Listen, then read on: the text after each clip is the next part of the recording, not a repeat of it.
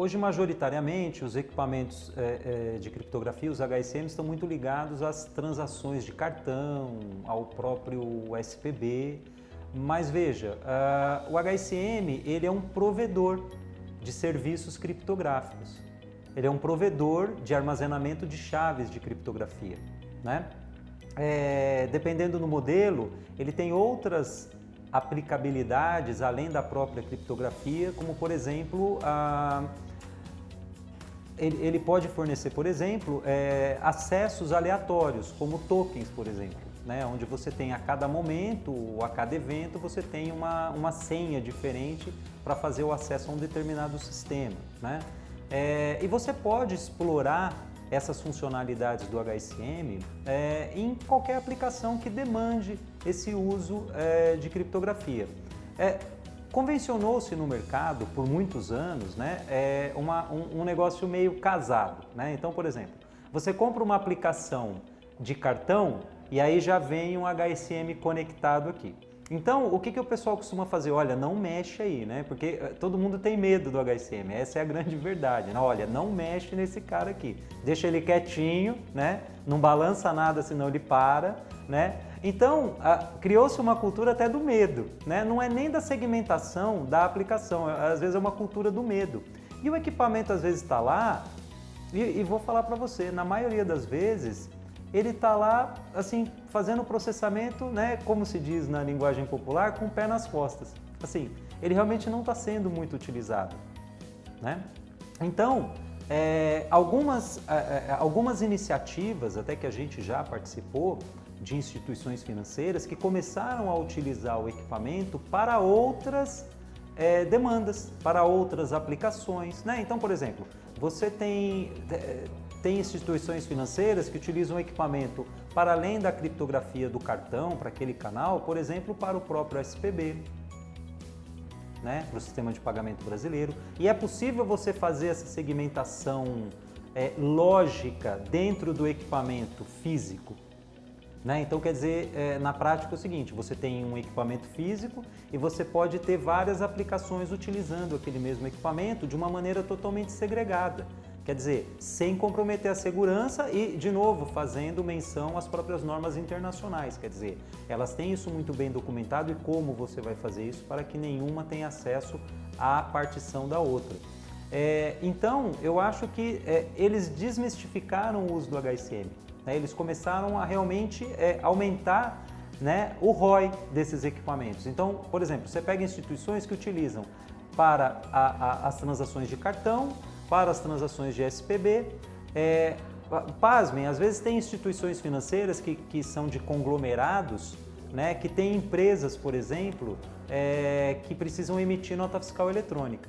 Como elas precisam emitir nota fiscal eletrônica, a grande questão da nota fiscal eletrônica também é o uso do certificado digital, que é um ponto crucial dessa aplicação de nota fiscal eletrônica. Então, os gestores de segurança, eles optaram pelo quê? Deixar a chave dentro do HSM, que é a parte segura, ou seja, é uma espécie de um cofre para eles, e as aplicações de nota fiscal eletrônica vêm fazer a assinatura da nota no próprio equipamento.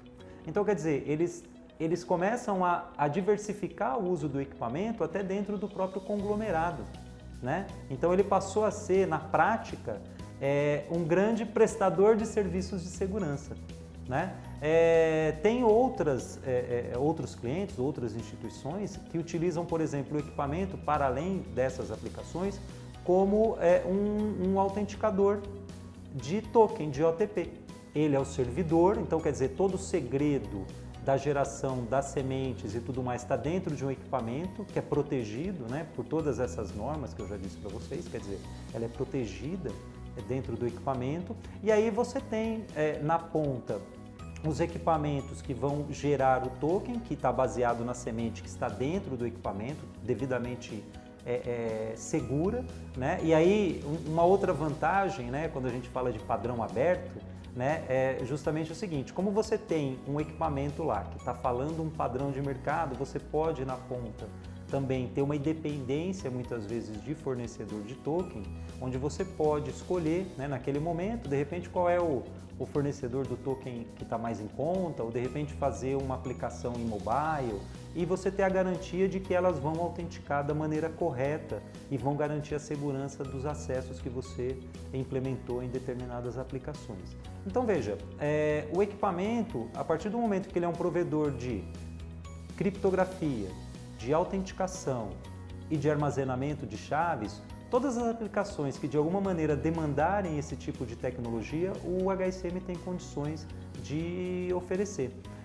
Outras instituições, por exemplo, criptografam banco de dados, né? Então, assim, eles fazem esse tipo de abordagem, desmistificando, né, o uso do HSM e aí sim aproveitando os recursos que estão lá, né? Porque às vezes eu uso para um recurso só, o equipamento está lá parado, ele está praticamente assim, parado. O ambiente mais conhecido hoje na utilização dos HSMs é o SPB, onde você passa as TEDs e as TEDs são assinadas com o certificado digital do banco emissor e criptografada, codificada por esses equipamentos. Então isso no dia a dia, todos os bancos fazem essa operação, todos os bancos que fazem transferência de fundos fazem essa operação, nem todos usam um HSM para fazer isso. Os que não usam HSM para fazer isso têm um volume de exposição à segurança maior do que os outros. Por quê? Ou eles fazem isso no HSM ou eles fazem isso num servidor, num equipamento de servidor. E o equipamento servidor está sujeito ao acesso de pessoas que se identificam como administradores. Então existe um risco operacional muito maior em quem não usa HSM do que quem usa. Então isso já é claro no ambiente financeiro. Os HSMs começaram a ser adotados para SPB em 2002, nós estamos em 2018, já tem 16 anos. Grande parte dos bancos hoje já utilizam e os que não utilizam ainda sabem que precisam utilizar, mais cedo ou mais tarde vão precisar utilizar porque o risco operacional existe. Mas hoje existem novas transações onde os HSMs entram com uma força muito grande. A segunda principal, na minha opinião, são as transações de autenticação usando dois fatores. Nós temos um nome bonito para isso, que chama OTP, One Time Password, que a gente conhece popularmente pelos tokens, aquelas senhas que ficam mudando de minuto em minuto e que autenticam o cliente quando ele vai se conectar via smartphone ou via internet banking. Então, quem opera do outro lado do usuário, quer dizer, o usuário está de um lado da corda, do outro lado da corda, nós temos um HSM fazendo a validação dessas senhas e informando o sistema do banco quem é que está entrando ali. Também os HSM são fundamentais nesse ambiente, porque se eu não fizer isso em HSM, eu começo a expor essa senha a uma vulnerabilidade de ataque maior em um servidor, seja por gente interna, seja por hackers externos. Então essa é uma segunda aplicação muito utilizada. A terceira, para mim, que está crescendo muito rápido, é o HSM como repositório de identidades digitais. A mais utilizada hoje no mercado e nos bancos também são os certificados digitais. Então, muitas vezes nós temos dezenas ou centenas de profissionais dentro do banco, gerentes, diretores, que utilizam o certificado digital para assinar documentos eletrônicos, mas esses certificados nem sempre estão guardados em algum repositório seguro ou prático.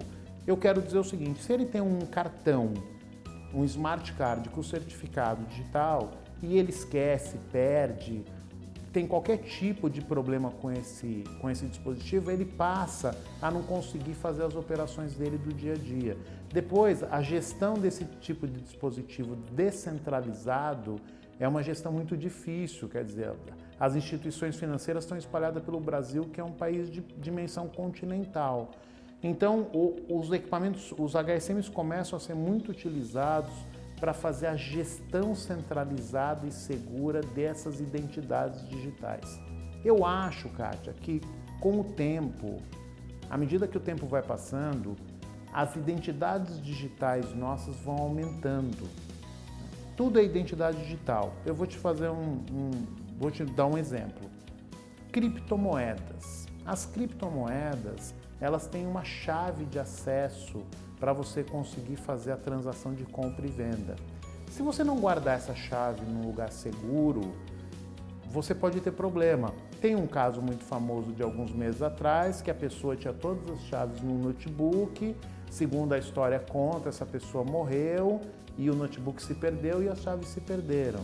Então, enfim, os HSMs eles passam a ser um repositório seguro, compliance, gerenciável, sob o domínio do banco para fazer a guarda dessas identidades digitais.